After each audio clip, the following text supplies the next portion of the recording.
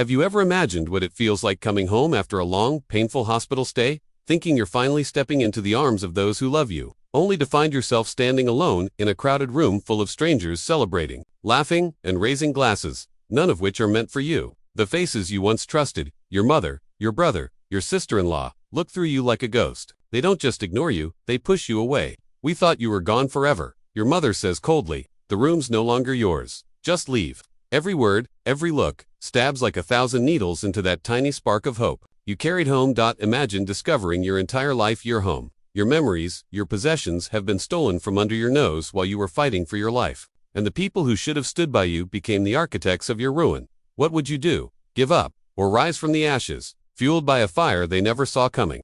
That moment standing in my own doorway, watching them celebrate without I realized one devastating truth. I was no longer family. I was invisible, an outsider in my own life. But I wasn't going to disappear. I had a choice to fight back, with every shred of strength left inside me.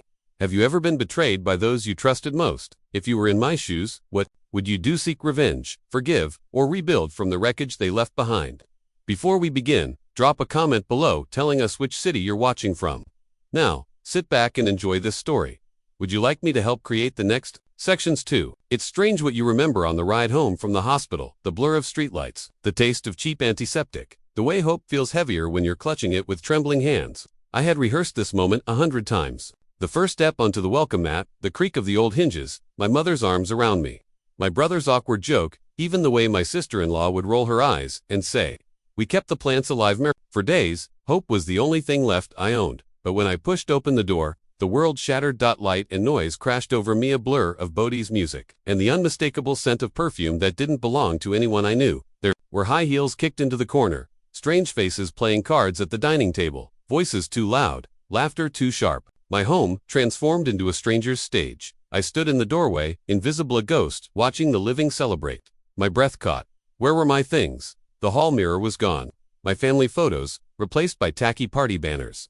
Even the jade turtle I kept for luck was missing from the windowsill. A sharp voice broke through the noise. "Well, look who decided to show up." My sister-in-law smirked, raising her glass. "Lazarus returns." My mother appeared at the edge of the kitchen, eyes sliding over me as if I were just an unexpected guest. "We thought you'd be staying longer," she said, flatly. "The room's taken now. You should go." Every word hit like a slap.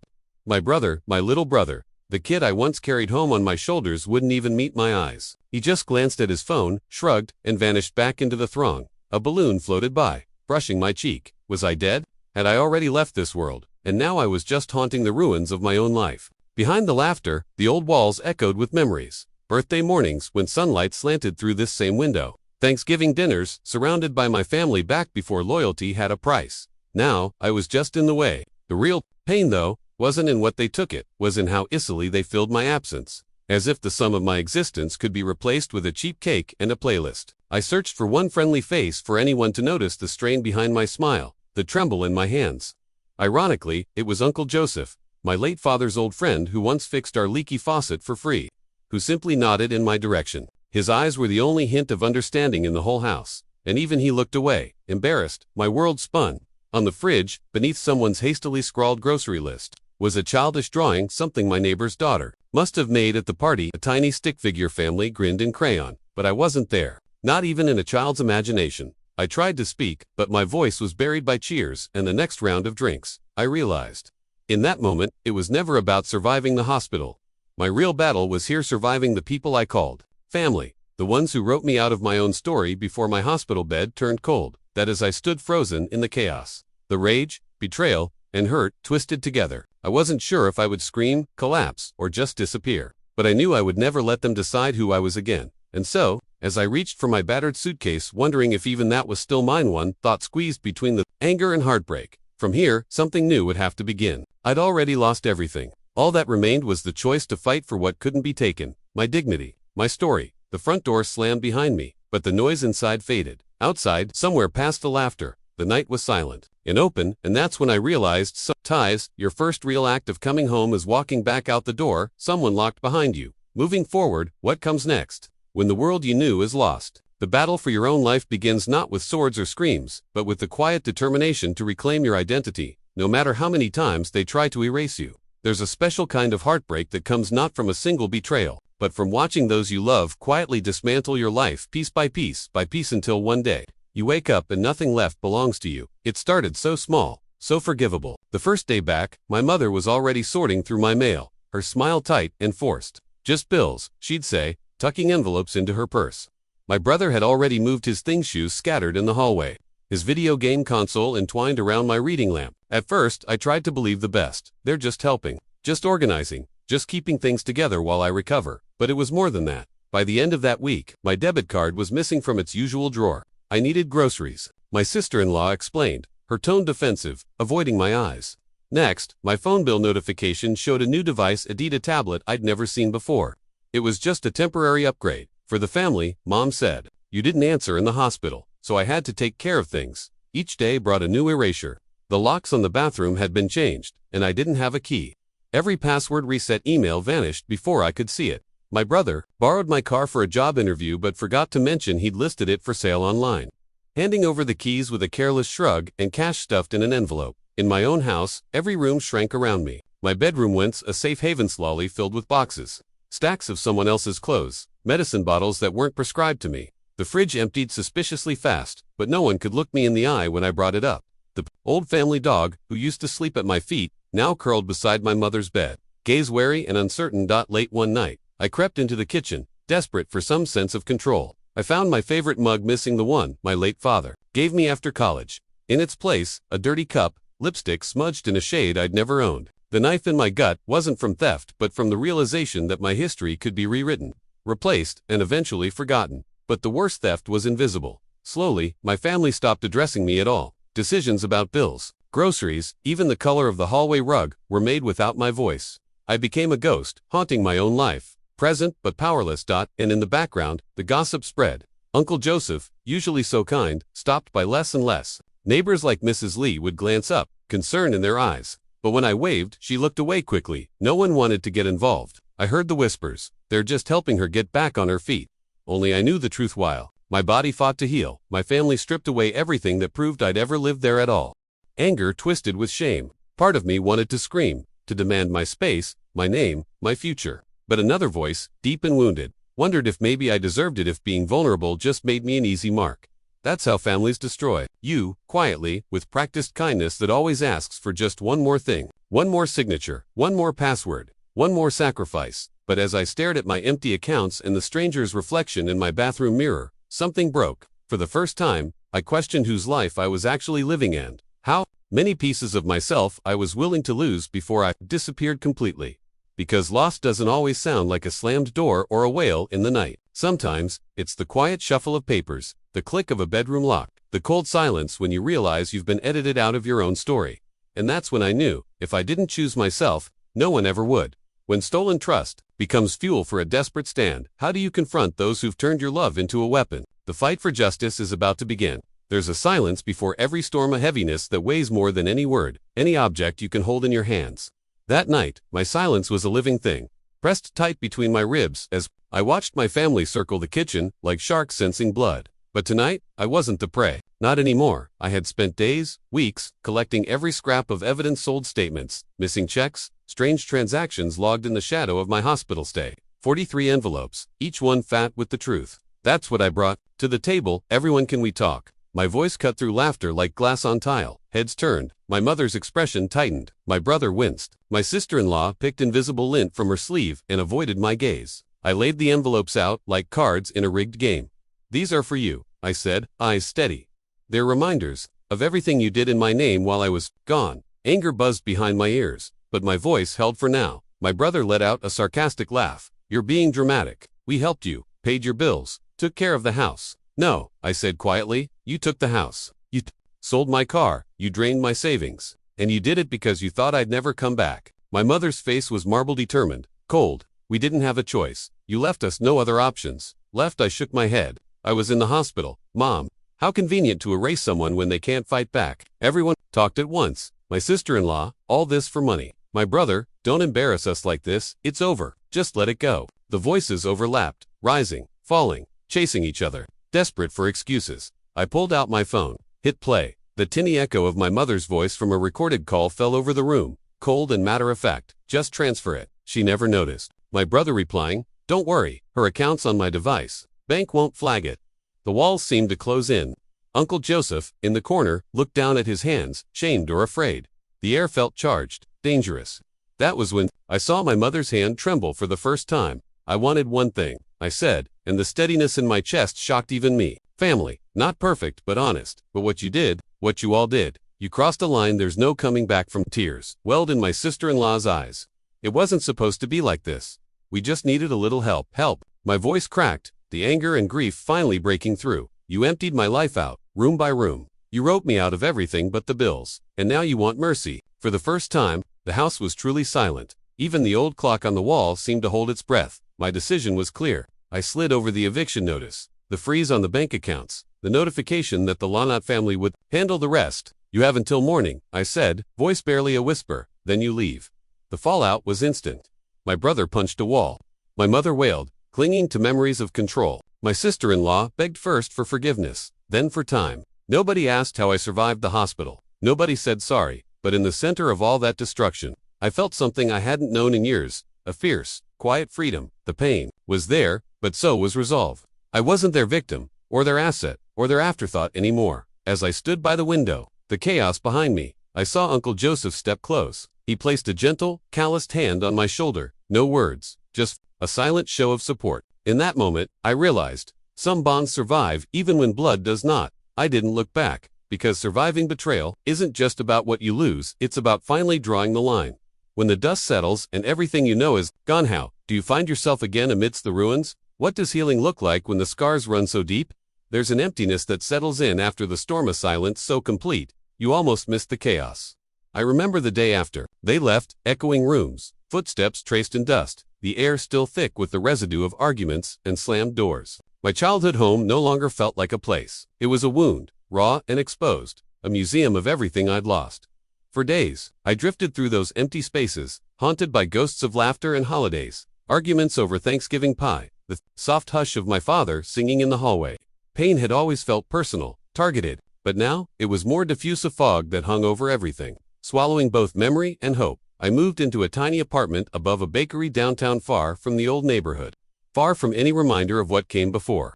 It was nearly bare, a mattress, a faded sofa, 2 chipped mugs found at a thrift store. But for the first time in years, nothing in that space belonged to anyone but me. Yet loneliness does not heal quickly. There were mornings when the mere sunlight through a grimy window nearly broke me, the silence aching for someone to fill it. Some nights, lying awake, I'd hear the echo of my mother's voice, sharp, disappointed, convincing me anew that maybe I really was unlovable, disposable. How do you heal when even your reflections carry accusations? But people surprise you.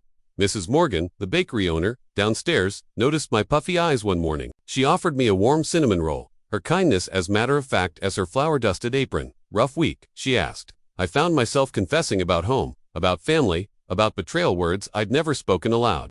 She just nodded. Families break you, but strangers can help you learn to stand up again. It doesn't seem fair, but that's how it is. There was a small library 2 blocks over, and I began shelving books there a few hours a week. The rhythm of sorting stories, fiction, memoir, tales of heartbreak and healing, reminded me that other people had survived worse. I made friends with the head librarian, an elderly veteran named Paul, who noticed when I was quiet, who asked if I'd eaten, who told stories about his own estranged brothers and the way forgiveness sometimes comes in small, unexpected acts.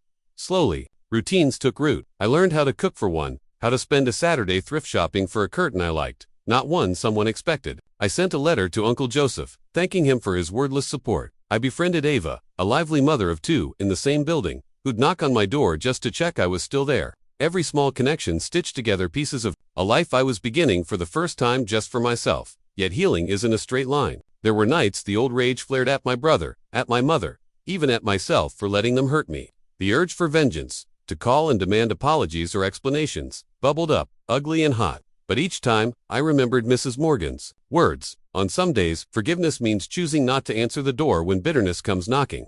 The act of forgiving them wasn't a gift to my family, it was the only way I could reclaim my life. Letting go was its own act of rebellion, proof that they hadn't succeeded in defining who I would be. One evening, walking home after a rainstorm, I paused to watch a little girl splashing in a puddle. She laughed, radiant and free, reminding me that joy could exist on the far side of heartbreak.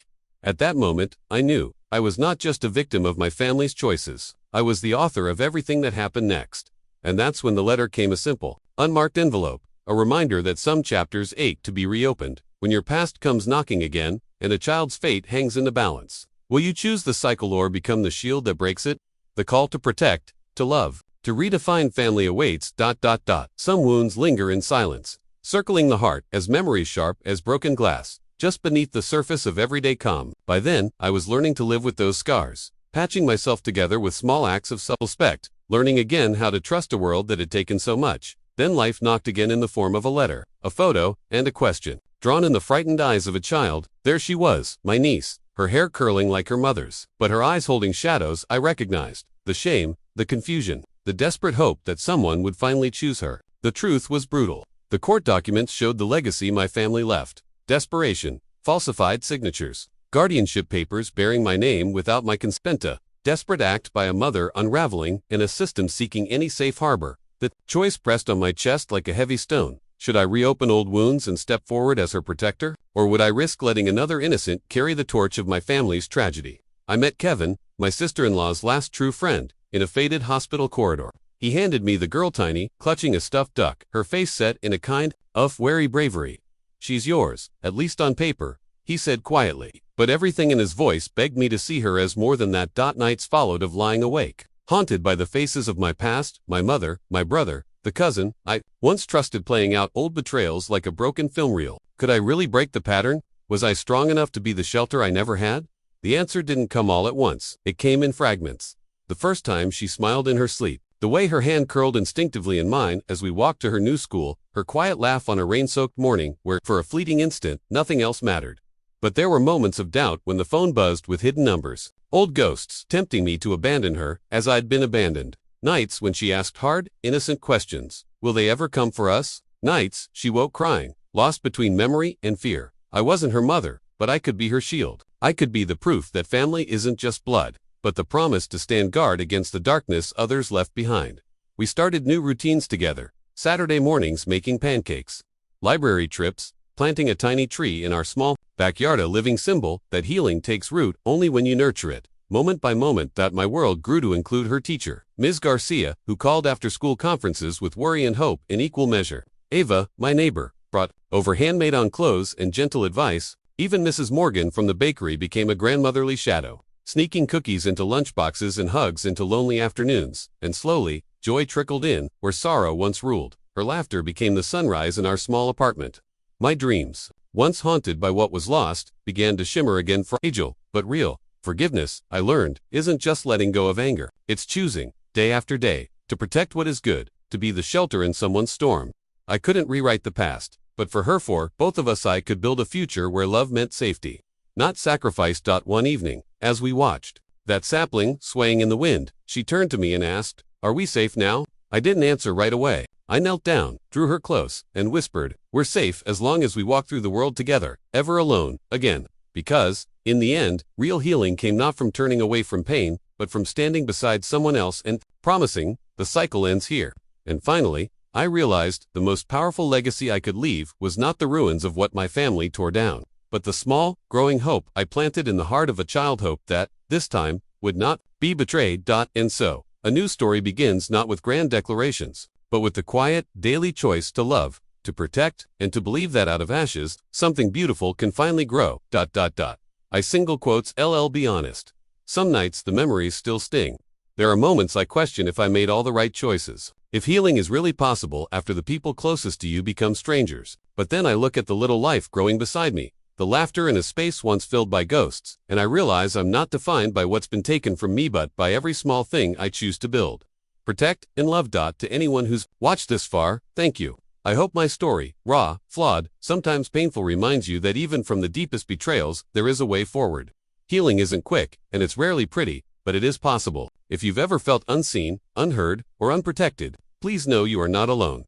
If this story resonated with you, if you found even a glimmer of hope or understanding, I ask you, please like, share, and subscribe. Your support means the world. It helps this channel grow. Find more people who need to know they have a choice to. And if you have thoughts, advice, or your own experiences, share them down in the comments. I read every single one. Your voice matters, and together, we can help each other heal and move forward. Thank you for your time, your empathy, and for letting me end this story into your day.